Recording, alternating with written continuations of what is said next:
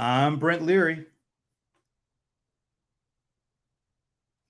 Wait a minute. Something's different here. I'm Brent Leary. Wait a minute. It is Thursday, right? Yeah, it's Thursday, 3 o'clock Eastern. I'm Brent Leary. Oh, wait a minute. Paul Greenberg, he's not here. He's on a cruise. He's in the Caribbean, right, with Billy Ocean. I don't know. So this is not, and I repeat, this is not CRM Playaz, because there could not be a CRM Playaz episode without the venerable Paul Greenberg. And we have never done one without one of us being able to make it. So we're going to continue that tradition. So this is not, I repeat, not CRM Playaz, but this is a few good minutes more. How do you like that pause? The more, because I've done a lot of a few good minutes, but I've never done a few good minutes more. But we're doing it today, and I have help. This is so cool. All right, all kidding aside, I had to do my little shtick. So unfortunately, Paul is not able to join us. Fortunately, he's having a great time sailing the Caribbean with his beautiful wife, Yvonne, on a cruise, a much well-deserved cruise. So he's having a ball. I talk to him almost every day. They got great Wi-Fi on the boat, apparently. Although we're going to have to ask him about, something happened on the boat there. I'm not gonna spill the beans. We'll wait till he comes back next week. We'll ask him. You hold me to that. Make sure that I ask him what happened on the boat when he gets back next week. And anyway, so it's just me and a few of my friends in the industry, all experts, all thought leaders. Some are executives at the big companies. Some are, people running industry thought leader websites. Some are just, people that have really interesting opinions. And Esteban Kolsky. No, I'm just kidding. He, of course, he fits all that good stuff. Anyway, so let me run it down to you real quick. Let me tell you how this hour is going to go. If I can only find the screens and all that stuff that I had planned. All right, here we go. All right, so let me bring this up. So we're going to break this into like two time chunks within this hour. The first chunk is going to be a one-on-one conversation I have with Don Schuerman, who is the CTO and VP of Product Marketing for Pega. And we've been trying to do this for a little while now. We've had some technical difficulties. We have worked all the technical difficulties out, and I actually see him in the green room. So I know we'll be able to have this conversation quickly and shortly. And then after that, and this is kind of a surprise to me, actually, because I was thinking, Don might not want to stick around for the next half, but he actually wants to stick around. So the second half of this hour is going to be a group conversation with, I call him the bad boy of ERP. I think Paul calls him the bro hammer. I still don't know exactly what that means, but he seems to like that better than the bad boy of ERP. That's John Reed. A person who used to call himself Digital Pestilence. Now he doesn't seem to go by that anymore. I think he calls himself the irascible marketer. We call him Esteban Kolsky, for short. And Martin Schneider. We've known Martin forever, and for whatever reason, he hasn't gotten a good nickname yet. So maybe during the course of this 30-minute discussion. That'd be a pretty long discussion. 30-minute discussion. Maybe we could come up with a nickname for Martin, because Martin is so laid back and, it's hard to get his opinions out. Maybe you can help him. You can, coax it out of him and come up with a nickname. So anyway, that's what is going to go on for this non-CRM Playaz, a few good minutes more. And I have to address Sven, because Sven, this is not the CRM Playaz. So, this is not technically a moment of Sven, although we will take this as a kind of a unique situation moment to spend on a few good minutes. So I know what that is. Saludos, amigos. That's Spanish. I think I got this one. Yes, yeah. All right. So you probably made it easy because Paul usually gets all the hard languages. I get Spanish, and I'm good with that because I at least can be right. All right. Ralph is saying 60 minutes of excitement. Wow, you're putting way too much pressure on me there, Ralph. Sorry about that. And yes, absolutely. All right, we don't have a lot of time, so let me go ahead and bring on the first guest. And I'm going to do this a little differently. And I didn't even share this with him. But I want to use this because Don is a great guy. He's not only is he a great executive, a tech exec, chief technology officer, VP of product management or marketing, maybe both. But he's also a comedian. I'm going to show you what I mean by that because I'm not just kidding. He is really a comedian. This is what I mean. To you, citizens of the land of professional wrestling and linear bacon. Oh, I backed him It up. is my honor and privilege to congratulate the winner of tonight's election in your hard-fought campaign. As you might know, we are the gigantic nation directly north of your border. And when we get tired of SCTV reruns and Rush videos, we tune into your TV channel. All right, how can you get tired of Rush videos? I love Rush. I didn't even know that Don was. He must be a Canadian.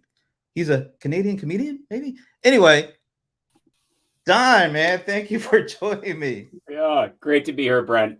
Glad we could finally make this work. Absolutely. Talk about that clip, man. That looked like that was a little ways back. That had to be a little ways back. That's got to be like 2012 or 2008.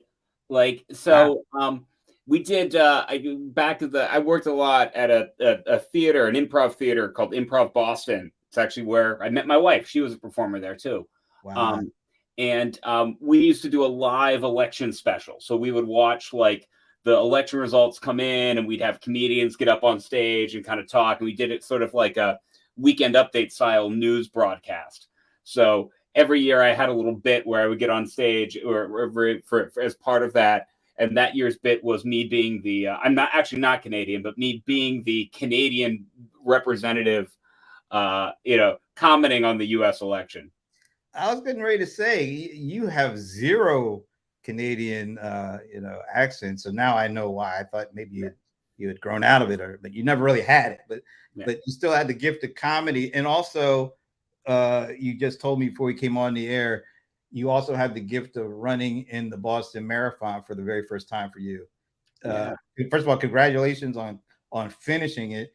And, just tell us a little bit about why you did that and how it felt once you accomplished getting to that end line. Well, one of the things that I get to do that's outside of work is I'm on the advisory board for the Museum of Science in Boston, which is just a fantastic, 150-year-old organization, and their whole mission is to build a lifelong love of science and learning for everyone. Which I can't see that, and can't see many things being more important in today's world, especially as you think about making science available, maybe even to audiences who aren't and communities who don't traditionally have access to science education. So I got a chance to run as part of their team as a fundraiser. And had run some marathons before, but never run Boston. And so this was an opportunity to get to run Boston, to get to do it for a good cause. So it was great to be able to have that opportunity. Well, that's awesome, man. Congratulations once again, because that is definitely one thing I will never do in my lifetime. But I appreciate people who are able to do that. Now we're going to talk, before we set this up, we've had a couple of false starts. We're going to talk about what everybody else is talking about with AI and large language models and all that stuff, client engagement, maybe the impact of all that on client engagement. And of course, get a little heads up on what's going to happen at Pega World, because that's coming up in June. And I was all set to go right into that stuff. And then I went to my mailbox yesterday and I saw this. So this is the Fortune cover. And for those who don't know who that smiling face is, that's Mark Benioff, the CEO and co-founder of Salesforce. But beyond the picture, which I think is a pretty good picture of Mark, by the way, what really caught my attention is the caption: "Efficiency is in, is empathy out." And I mean, so I took a picture of this, put it on LinkedIn. Comments and shares started pursuing. We're actually going to do the second part of the show, kind of starting off on that question, but we're not going to talk specifically about Salesforce. I just want to talk about the general statement of efficiency being in, and is that, if that's the case, is empathy out. Now, efficiency can be, you know, a lot. I think this is talking in terms of all the, you know, Mark Zuckerberg statement of this is going to be Facebook's or Meta's year of efficiency, which means laying off a whole bunch of folks. So there's that, but there's also what's going on with all this AI stuff and how efficiency is going to kind of be super sped up because of all the automation and AI. So there's that angle. But what does all of that have to do, or what's the overall impact do you think that will have on empathy? So I'm going to take the picture down. I'm going to give you the stage, and just, you know, feel free to, you know, share your thoughts on that statement and what that statement has, maybe the effect it has on empathy, generally speaking. Yeah, I mean, so I think there may be two threads that are going on here. I think we are definitely entering an era when which growth without profitability maybe is no longer sustainable, both from a just sort of economic landscape, the availability of funding for organizations. You know, I think companies of all kinds are being asked to demonstrate profitability in addition to growth. So, and I think for lots of organizations, that means they need to figure out how to make that happen. I think when I think of empathy from a customer experience perspective, you know, I've always believed that efficiency and customer empathy go pretty hand in hand, right? As a customer, if you can make things easy for me, if you can make things efficient, if you can make it fast for me to get things done, that's pretty empathetic. You know, I see that Paul is watching from his boat. You know, first my first message to Paul is like, I love talking to Brent. We're gonna have a great conversation, but I bet you there are more interesting things to do in San Martin than watch out. But you know, Paul has always sort of, you know, said that, like, customers don't need to be delighted. They just want to have the crap done for them easily and quickly and just make it a non-event, right? And I think there is that is a degree of efficiency that also reflects customer empathy. You know, Brent, we were talking a little bit before the show about Amazon, right? I think Amazon has built a very, you know, powerful business and strong, what I would say, empathetic relationships with customers on the back of, hey man, we're just going to get this stuff to you fast. Exactly. Yeah, I love, like, that quote from Alan is a great one, and I think that's a much truer empathy than maybe some of what he in a previous comment sort of called performative empathy. Oh yeah, there it is. Yeah, there it is. You know, like that just, look, let me help you get the thing you're calling us for or contacting us for. Let me make that work for you, right? And then get you back to what you were doing, right? Because people don't wake up in the morning hoping to call their bank or hoping to call their insurance company, right? Like, you know, my bank's doing a good job. I don't think about my bank very often. I don't know. A couple of, maybe last month, the Silicon Valley Bank might have gotten some phone calls. Well, no, yeah, but that's the thing, right? If I'm thinking about my bank, then something has gone very wrong, right? Absolutely. By the way, I shout out to the venerable Paul Greenberg for watching while on the cruise there. I hope you caught the beginning, because I kind of was lost without you saying, and I'm Paul Greenberg. It took me a while to get over that. Let me ask you a question around, all right, because a lot of the examples that you talked about are empathy, kind of customer facing empathy. Is there a potential for, you know, this year of efficiency having a positive impact from an empathetic, I don't even know how to say that, empathy standpoint for the customer, is there almost sort of like a negative impact on empathy from an employee standpoint, even if the empathy is good for the customer? I think that there needs to be a first and foremost potentially sort of what I would call maybe a realistic view here. I think it's really important for just in life to practice empathy, right? With customers, with people you work with employees inside your organization, with friends and family, right? And I view empathy as doing your best to try to understand somebody else's perspective. Doing the best to see the world through somebody else's eyes, or stand in somebody else's shoes for a second before you make a decision, right? That also doesn't necessarily mean that businesses don't have to be profitable, don't have to make hard decisions about what the size of staff they need based on their growth and their goals. And so I think, and I think even those conversations you can have in empathetic ways. You can understand where the employee is. I think what you probably will see is less sort of the broadline publication sort of or marketing of empathy, and more of a reflection of, we're going to have to live in a real world again of profitability, and I think organizations are going to be asked to do that. But I don't think that means empathy goes away. I actually think the moment for empathy, as I say this as a manager of people, the moment for empathy is when you're having the hardest conversations, right? It's easy to be empathetic during the good times or the easy times. So yeah, no, we're going to go deeper into this when we bring the crew on, as I call them.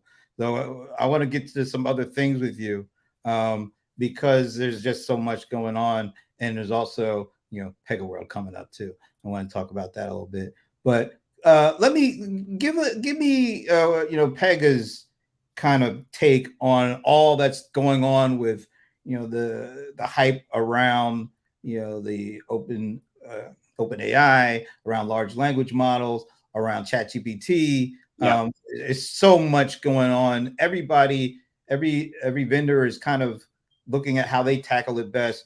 How are you looking at all these things? Yeah, I think there are two things that are important here. I think one, it's important to remember that AI is many, many different technologies, right? I was just earlier today on a Gartner webinar, talking about the fact that you've got large language models, which everybody's really excited about right now, and the generative capabilities there. But even in something like ChatGPT, there's other technologies like natural language processing that make that possible. There's voice recognition technology that makes it possible. There's image recognition technology. There's decision management and ethical AI capability that makes all that possible. So I think it's one important that we don't rotate all of our attention to the bright shiny object. Right? Like it, there is always a little bit of shiny object syndrome in tech, and this is definitely one of those moments, right? That said, I think this is pretty transformative technology, and the fact that I saw a chart recently from the Bessemer Cloud people that ChatGPT had the fastest growth of users of any tech anywhere, even compared to Facebook, Twitter, Instagram, insane the speed at which people started to see and touch this. And so what this meant is that large language models, which have actually been around for a number of years, right, suddenly became forefront in the public imagination and became forefront in the executive imagination, which means that now companies that I talk to all the time are being asked by their leaders to go figure out what this stuff is, how do we use it, and how do we do it responsibly. And so as we've been looking, and we've been spending a lot of time prior to ChatGPT with GPT-2 and GPT-3, And then now, with GPT-4, as well as what Amazon's just announced with some of their capability, as well as where Google's been going with some of their capability. Don't get me started on blockchain, Josh. But I think that the way to leverage this technology, especially right now, is still going to be very, very sort of human in the loop, right? So we're looking at things like we have a low-code platform for workflows.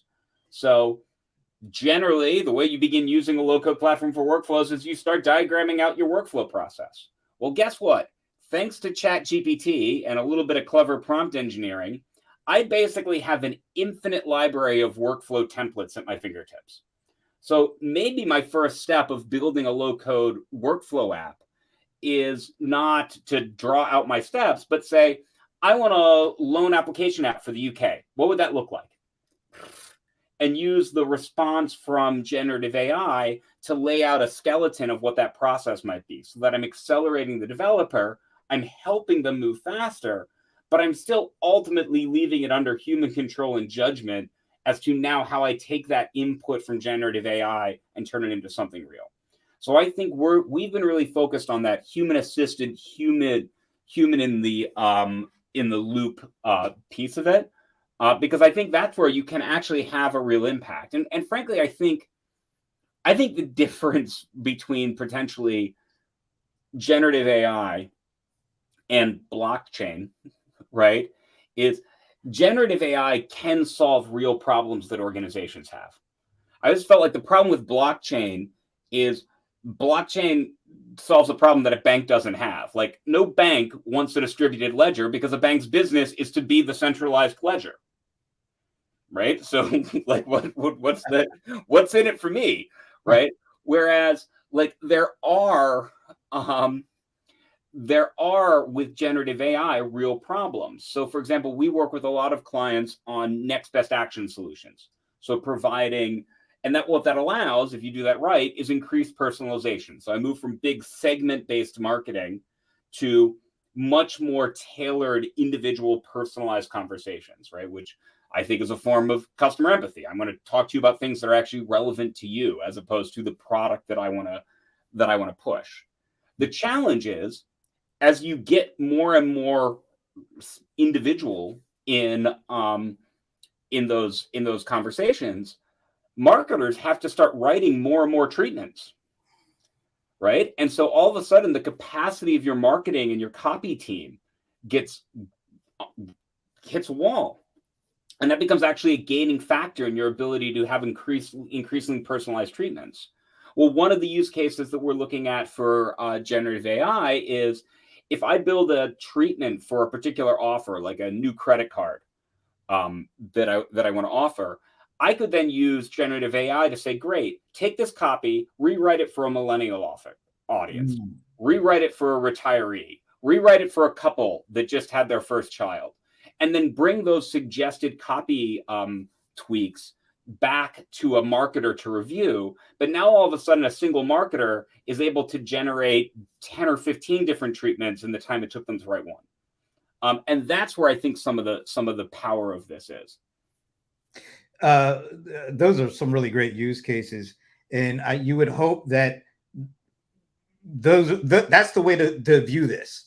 But how much do you feel like folks are going to try to use this as a pure replacement, as opposed to for lack of a better term, a co-pilot or a wingman? But to try to use this as a complete replacement for some parts of the business they never liked anyway. They always felt like, it's a pain in the ass.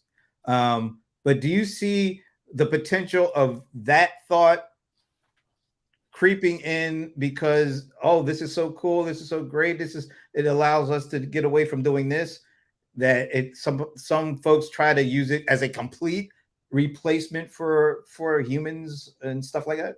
I think inevitably with any productivity increasing technology, you have certain populations that start thinking that way, right? but I think one of the distinctions here is I've yet to talk to an executive who wants ChatGPT talking directly to their customers without some sort of filter or intermediary, right? It's still I still think this technology in these stages needs some controls. I don't know if anybody has anybody. I went down the rabbit hole earlier today of Loab, LOAB. So if you haven't yet, I encourage everyone to Google Loab, LOAB. And LOAB is a very, very creepy image that was kind of discovered on the fringes of an AI generative image model. But it's sort of the peripheral hallucinations of some of these AI models. And what I think it is a reminder that inside the neural network that drives these things, we just don't know a lot of the detail of what's happening. Yeah. And so I think that for especially these large language models, for brand reputation, for regulatory protection, for safety, you're going to want to continue to keep human judgment in the loop as a degree of protection.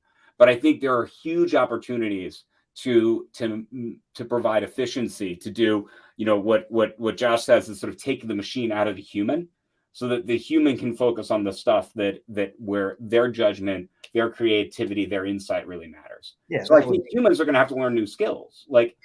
Yeah. That would be the hope. Don't be afraid. Learn new skills.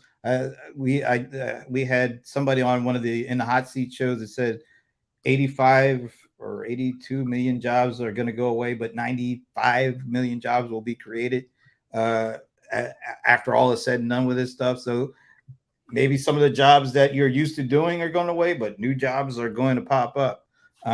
So before I ask you a little about PegaWorld, because we're getting close to the bottom of the hour, I see some of the fellas in the green room looking anxious and ornery and all that kind of stuff.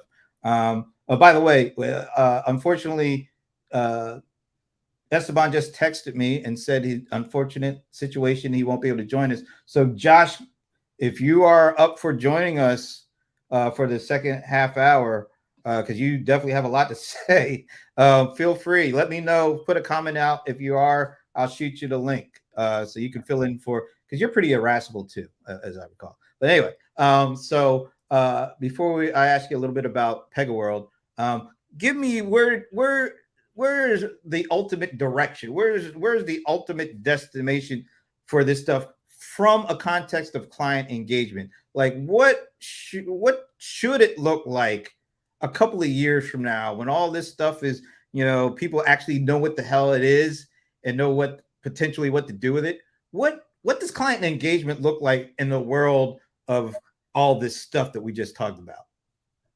Yeah. So first and foremost, I think the end state will look like a variety of different AI technologies applied to the right problem, right? I don't, and maybe I'm saying this because I work for a tech company that makes next best action technology and has some of the AI models that power that. But I actually don't think that ChatGPT is going to be the tool that people want predicting the next best actions for their clients, right? Because they actually want that to be done not on massive amounts of public data, but on their own first-party client data that reflects their own relationships and their own unique brand.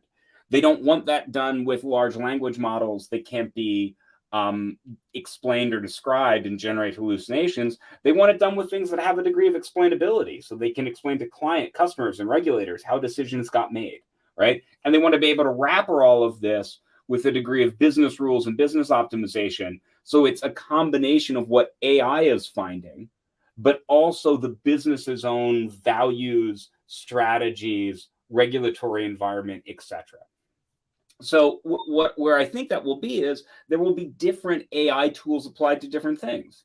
So we'll have engines that drive our next best action. We'll have generative AI tools that maybe facilitate our chat conversations, help CSRs by summarizing knowledge articles so they can very quickly tell a client what to do. I think, generative AI in many cases is the next generation of search, right? So I can definitely see generative AI that's trained on a small set of knowledge articles becoming an incredible way for customers to answer their own questions and get some of their own support issues resolved without having to sort of sort through a massive knowledge base and find things or read articles that are irrelevant to them.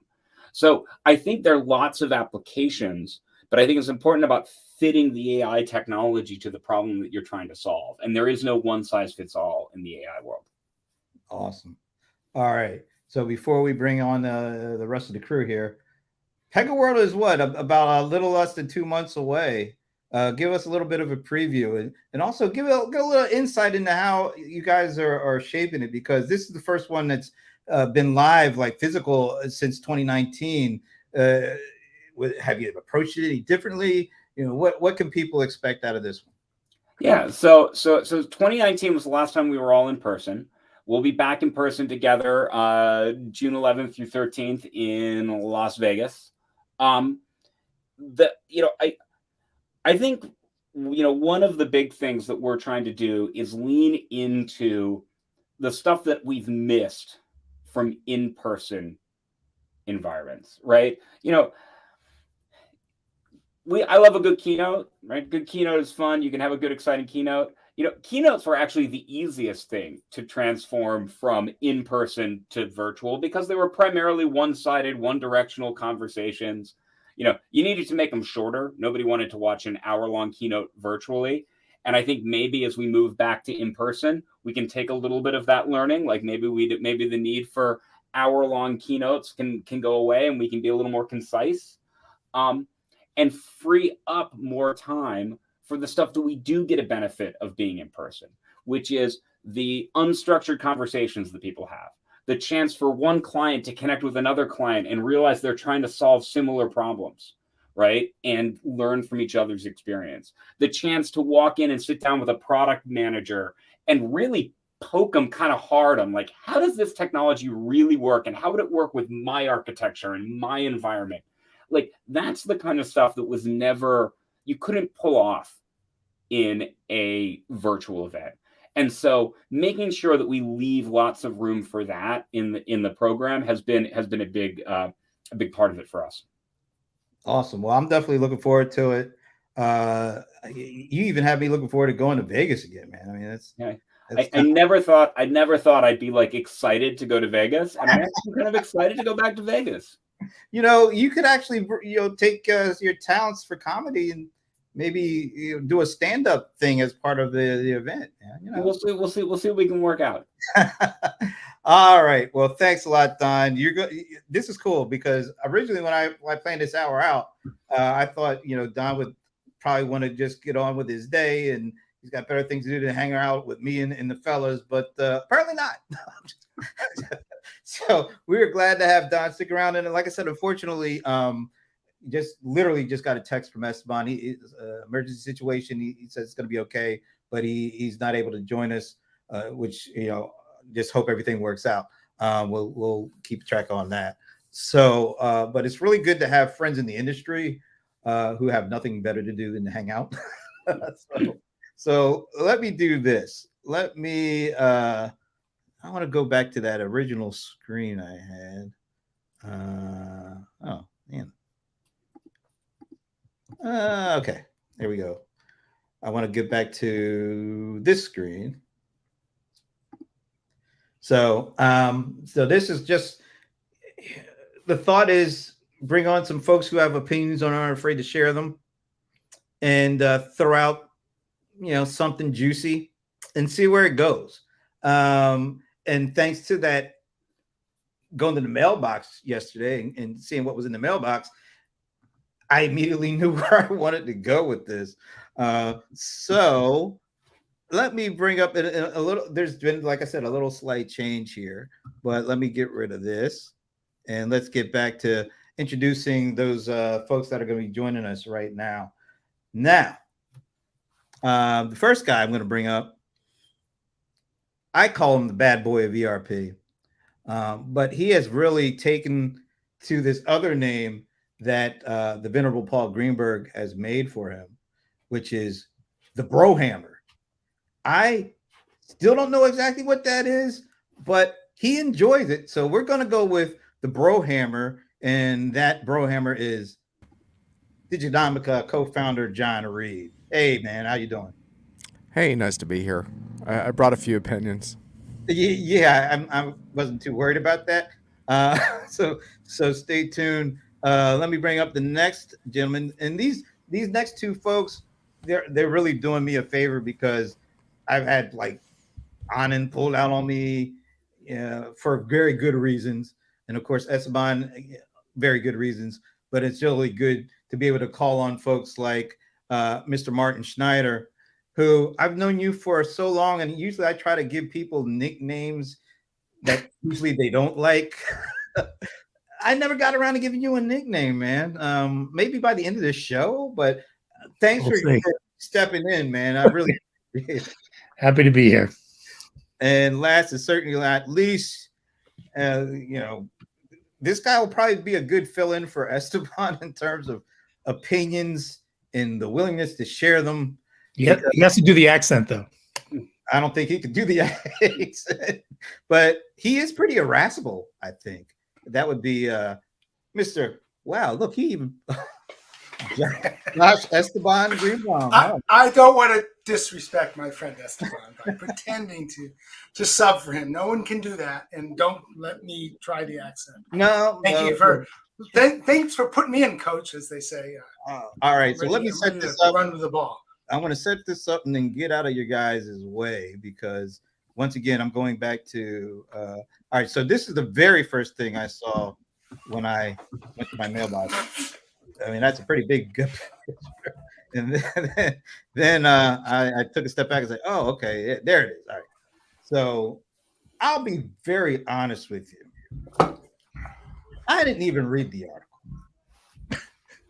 I just looked at the cover and looked at the caption. I was like, oh yeah, this is going to be a good one. So I have no clue if this article is good or not. Thomas Weavernight said that it wasn't. I'll just take his word for it, but you don't have to. But I thought this is such a juicy thing because earlier in the day, yesterday, I think Facebook or Meta or whatever they call themselves, they announced their second or third, I don't know what round of layoffs it was. And Mark Zuckerberg was the guy who famously said this is going to be the year for efficiency. And I think, that's kind of a euphemism for mass layoffs to a certain extent. But I also liked the empathy is out ? And I put it out on LinkedIn. I posted on LinkedIn. And of course, the irascible Esteban Kolsky put an immediate answer out there, which is kind of a long one, but would you expect anything less from Esteban on that? And that prompted a response around, can empathy be more efficient way to generate more profits than lack of empathy? And then asking Esteban. And then Bruce Timken got in on it, who is one of the leading, if not the leading voice around customer experience. And he had some thoughts on it. So I was like, if all that heat was being generated from just that one post, let me throw it out to the crew here. So Don actually had the first bite of this apple, and we spent a good chunk of our time talking about it. So why don't I get each of you to weigh in some initial thoughts on that question? If this is the year of efficiency, does that basically mean empathy, the era of empathy is over with?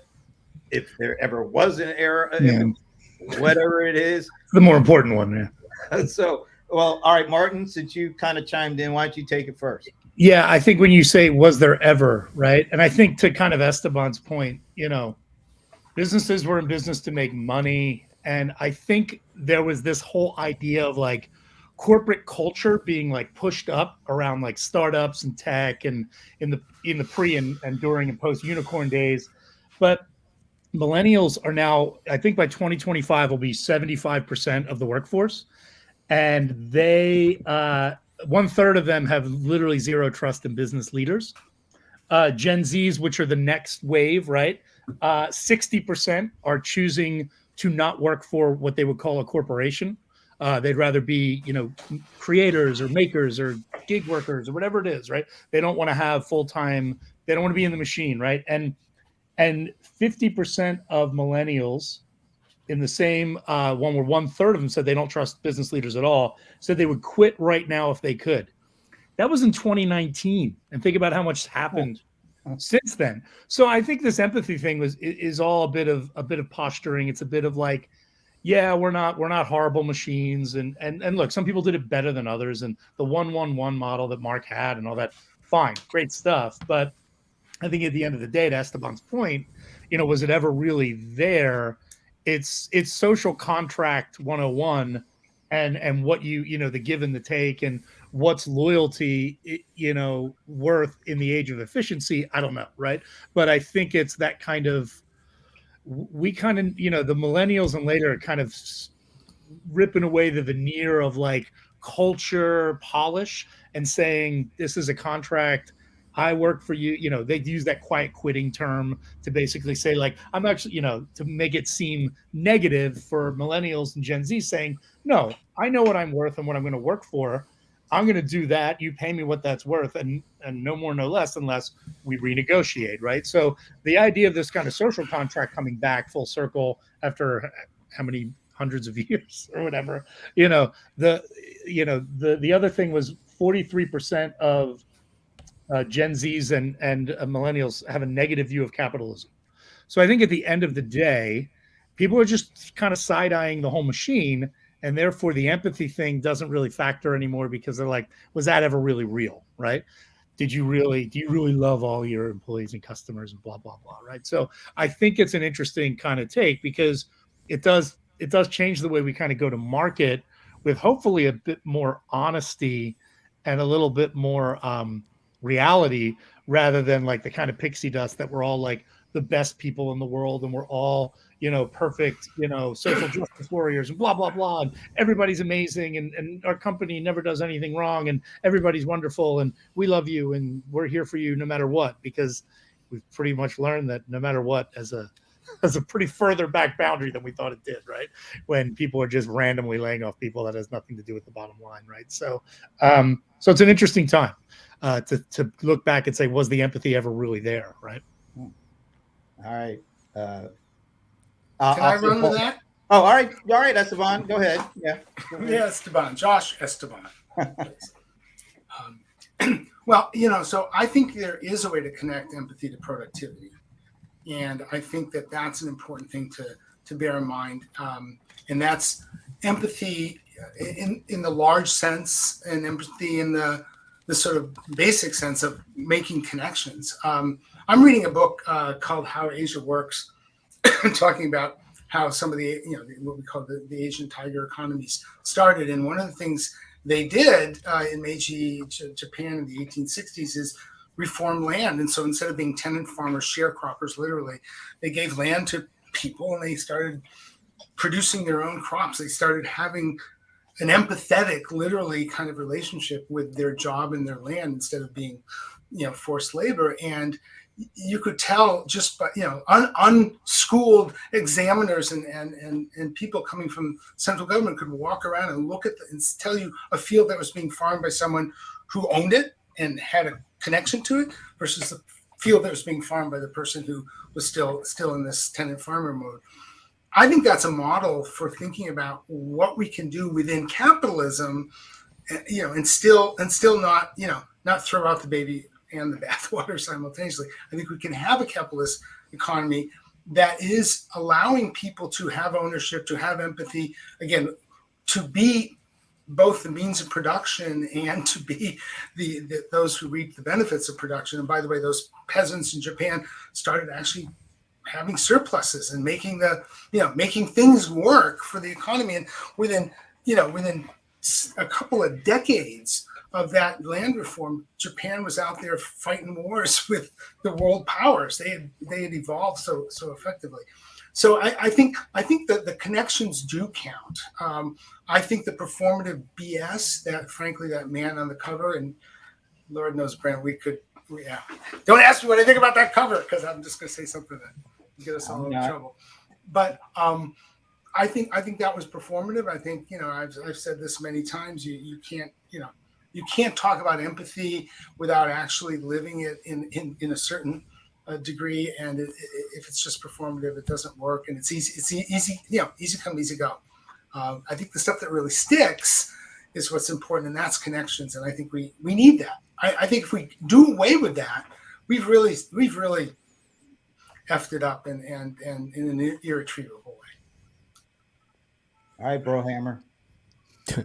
Brohammer. Well, let's see. What do we have to say here? Well, first of all, I reject the whole framing of the discussion around empathy. I think empathy is just a crap goal for corporations and unachievable. And especially for publicly held companies, you just get exposed as a hypocrite sooner rather than later when you're forced to do things that corporations have to do.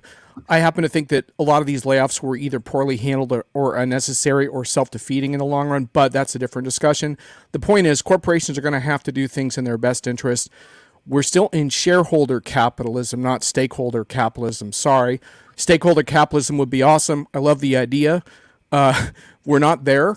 I'd love to have a conversation about how we get there and how we make a business case for that, not just a moral and ethical case.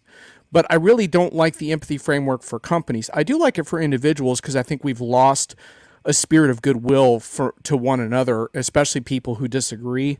And I see it all the time because I moderate my local town on Facebook, which is one of the hardest things and most interesting things I do in my life. I don't think anyone else might care, but I care a lot about it. And as a moderator, the amount of crap that I get, like assuming people contacting me, just assuming that I'm a bad person because I have power in some way, like it's really sort of disheartening to see the level of lack of empathy we have culturally. So I think it's a cultural discussion I'd like to have around empathy, but for companies, what I'd like to see is a different challenge, which is, can you make the lives of your customers and your employees materially better during the time at which they engage with you, and start with that. And empathy just backfires to me because it reminds me of those service experiences where you talk with someone at customer service and you're kind of upset because you didn't get your plane ticket on time or whatever.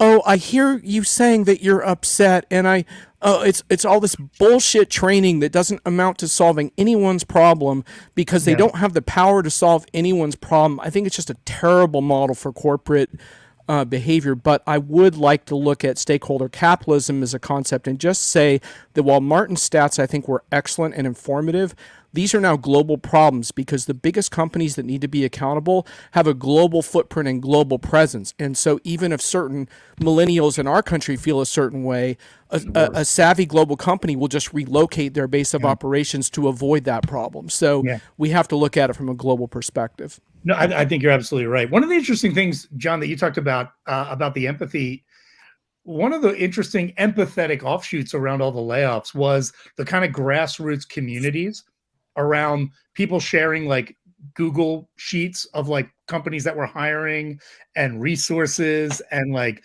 what to do and what to get and and who to talk to and people going out of the way to do references and to help. And that was what was really interesting. And I really like to see that because that was, to your point, that was real people coming together outside of the financial incentive of their job, very much unincentivized from a comp perspective, but really saying like the community of workers in tech is a real thing. Like I don't think we'll ever be a union, even though we are the, programmers are the last assembly line workers, of our generation, right? I mean, they're getting more and more commoditized, right? And automation is coming for them, automation's right? coming, right? All we're going to have are foremen looking over the generative AI making the code anymore, right? But that, that's what it's turning into. But like, but seeing these people come together out of like both, empathy down to like even the worst case was enlightened self-interest, right? Which is, creating that network and keeping it going and understanding that there is give and take. And like I said, it's a bit of social contract stuff where like, I don't know that like true empathy can like ever exist in a business sense, right? But do you think I have to disagree. I'm sorry, Donna. Yeah. My comment on this is I think it'd be great if we can go away from the kind of performative social aspect of companies. I never felt good about we're going to change the world by delivering a, better marketing automation solution. It's like, no, you're not. You're going to deliver a better marketing automation solution, which is a perfectly good thing to do. There's no need to elevate it to the, here's how we're going to change the world conversation, right? Let's let businesses be businesses, right? But I do think there is a degree to which, especially when I think about from a consumer perspective, the businesses that can best understand what the consumer wants, right? Because, John, to your point, the agent on the phone saying to the customer, I understand how you feel, is actually not being empathetic. They're sort of a robot playing empathetic. Being empathetic to the customer is understanding the reason you're calling is to fix my dang ticket, right? So the companies that can actually understand what the need is, anticipate it, and make it easy for the customer to get it, whether it's a package from Amazon, service from the bank, etc. That to me is true customer empathy. And I think it's a big competitive advantage for organizations if you can do it well. So I think there is this, I don't necessarily believe that these are conflicting forces. I feel like especially in the customer side, they can be very impactful. And frankly, they can be very impactful from a human side. Like, I don't like to spend my time at work doing busy work things. I like to spend my time doing things that feel like they're impactful and are communicative and collaborative with other human beings. And if an organization can create both the systems and the culture that allow me to do that, I think I'm going to do better work for them. So I do think this can be, if it's genuine, be a valuable thing for organizations. But I think being performative about it is completely unnecessary. And I want to just say, I'm going to slightly disagree with a little bit of what John said, but I think empowerment of employees can lead to empathy, and that we all have. Pick a number. 90% of our call center interactions suck because you're trying to get through to the person who has the power. Let me talk to your supervisor. Get me a supervisor. Eventually, if you fight hard enough, and if you know the things to say and do, you can talk to someone who actually has power and can be empathetic. And I've had a lot of situations where that happens. It's getting to that point, getting to find that person who is empowered. And the problem, and I think this is where it does come up against a pure capitalist model, that's expensive, right? Having that many empowered people cuts into the profit margin, particularly if you're a consumer business with you're counting your customers in the millions.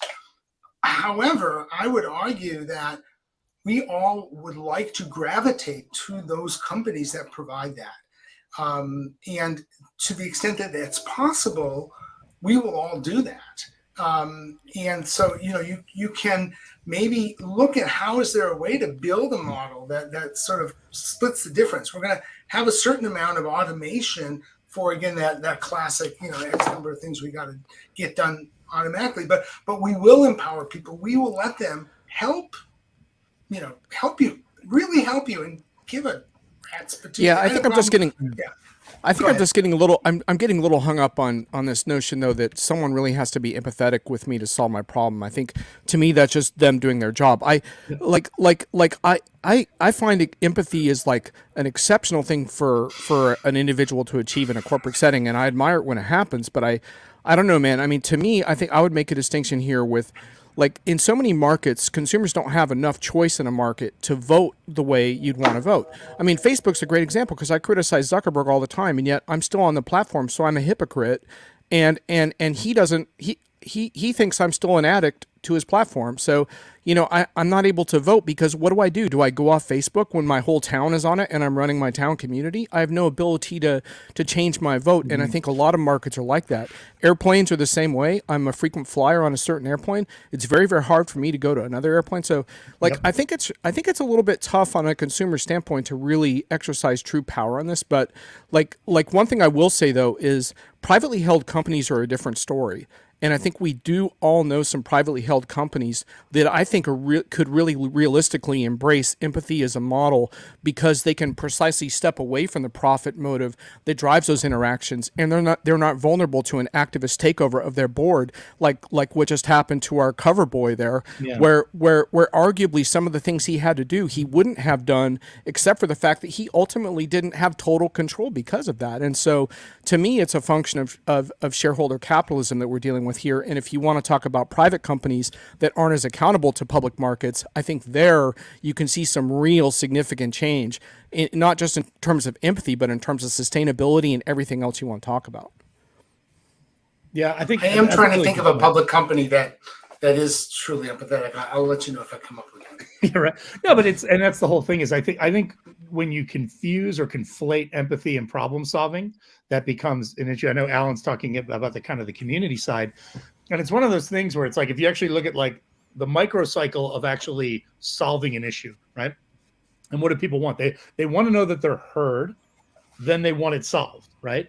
And like empathy has a little bit of place right there in the beginning. And then the rest is like, you can be empathetic, but not solving. And then it almost has a reverse effect, right? When we're actually talking about it in the context of business, like to give an example, I was in Spain like 2 weeks ago, and I noticed, I was like, hey, I got double charged on the upgrade I paid for. And it wasn't cheap because it was a Polaris first class upgrade on United, right? And I called, and while I was calling, they're like, do you want to text with this? And I said, you know what? I don't know if this is a long distance. What's going on? I'm on my phone in Spain. It's kind of a pain in the ass. I'm sitting here trying to enjoy, some tapas. So I said, yeah, let's move this to text. And they came in. They're like, yeah, sorry, having an issue. What's going on? I explained it. They're like, this has been refunded. And, thanks for doing business with United. Wasn't super empathetic, but it was super fast and super efficient. And I was happier than when I used to talk to people and they were like, the computers are slow. Sorry. Exactly. Sorry. I was like, this is actually the best experience I've had with United. Because to your point, John, I am loyal, but not satisfied usually. Right. I guess what am I going to do? I guess to me, Martin, what you just described is to me, like, because I agree with a lot of the comments. Corporations can't be empathetic. Empathy is something that happens between human beings, right? I think corporations can build cultures that encourage empathy in interactions, and they can empower their frontline people. They can empower their frontline. But I think the closest thing that they can get to empathy is in the situation you described, which is understanding that for you in that moment, your need is to get that problem solved so you can get back on your vacation and stop thinking about it. Yeah. Right? Not to have a long conversation, not to be told how important you are, but just to get the refund, let you forget about it, and let you go back on the conversation. So I have room on my credit card. The ability of an organization to understand the importance of that, and then put the operational capability in place to allow it to happen quickly and easily at no effort to you. Exactly. I think that does reflect a degree of customer empathy. It understands your needs. Yep. And it's built an operational model to support it.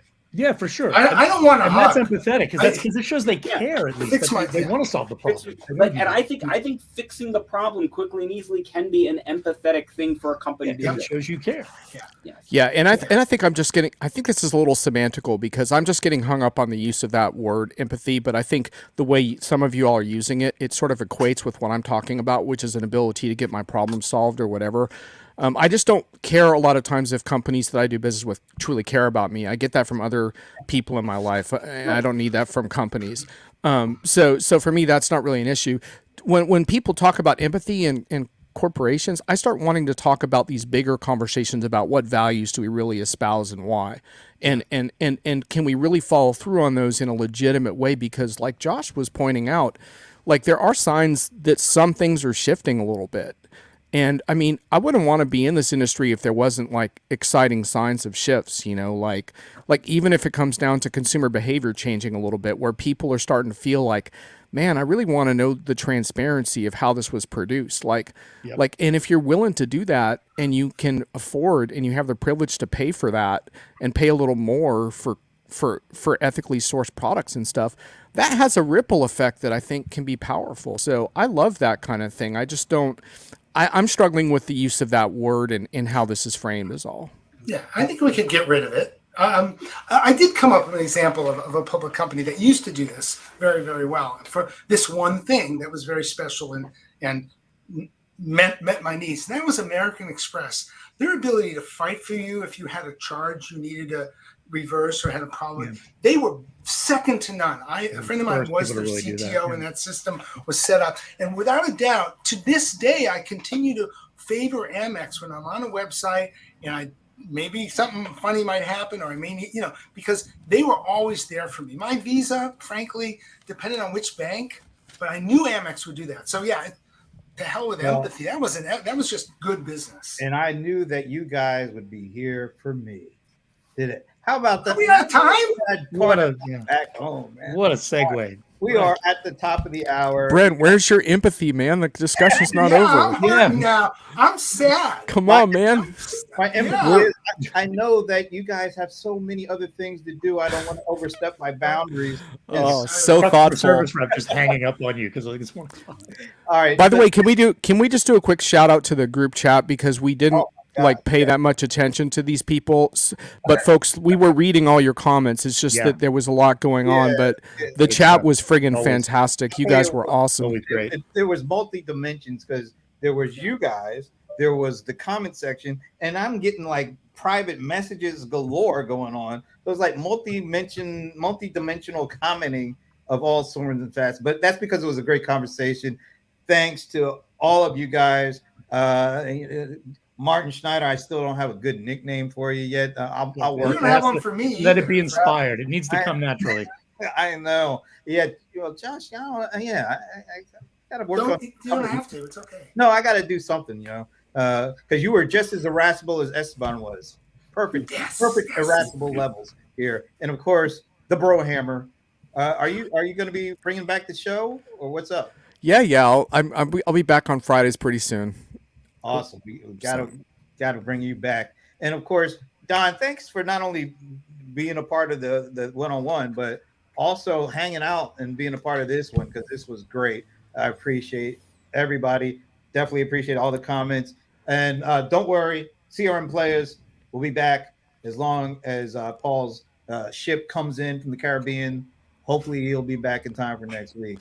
Can I give a quick shout out to Can I give a quick shout out to Don too, because I listened to the end of that very sensible AI conversation that was so friggin' refreshing after all the crap and BS that I've gotten in my inbox this week. So thanks for that. Well, and I just that was really good. I'm going to give a shout out to anybody in a Woody Guthrie hat, and if I can plug the local boys, the Dropkick Murphys, their latest record of Woody Guthrie songs called "This Machine Still Kills Fascists." Wow! Oh, cool. They're doing like the Loco and what was it, Billy Bragg and Loco? Yeah, the Dropkick Murphys have taken the next swing at that. So it's very cool. Listen. Put that in the chat. I'm on it. Yeah, I can't say anything else to top that, but other than goodbye, and we will see you next week on. Thanks, everyone. Later. Thank you. Thanks for putting me in. See ya.